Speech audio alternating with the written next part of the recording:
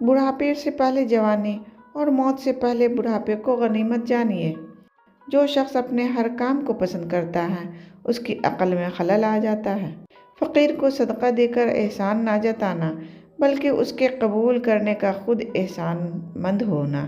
اپنے آپ کو سب سے بہتر سمجھ لینا حماقت ہے۔ دنیا والے چہرے اور مال کو دیکھتے ہیں، عرش والا دل اور اعمال کو دیکھتا ہے۔ جنت میں سب ہے لیکن موت نہیں، قرآن میں سب ہے لیکن جھوٹ نہیں، دنیا میں سب ہے لیکن وفا نہیں، انسان میں سب کچھ ہے لیکن صبر نہیں۔ بہترین لوگ بہترین نیت رکھتے ہیں جس کی وجہ سے اللہ ان کے تمام کاموں کو سنوار دیتا ہے، اور جس کے کام کو اللہ سنوار دے تو کوئی مخلوق اسے کیسے بگاڑ سکتی ہے۔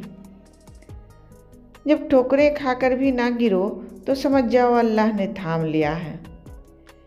نیک عمل وہ ہے جس پر لوگوں کی تعریف کی امید نہ رکھی جائے۔ شیطان کا وار ہی نماز ہوتا ہے کیونکہ یہی بے حیائی اور گناہ سے بچا سکتی ہے۔ اس لیے نماز کو نہ چھوڑا جائے۔ اللہ تعالی ہم سب کو نماز وقت پر ادا کرنے والا بنا دے، آمین۔ واحد اللہ کا در ہے، جہاں بغیر بلاوے کے بھی چلے جاؤ تو شرمندگی نہیں ہوتی بلکہ سکون ملتا ہے۔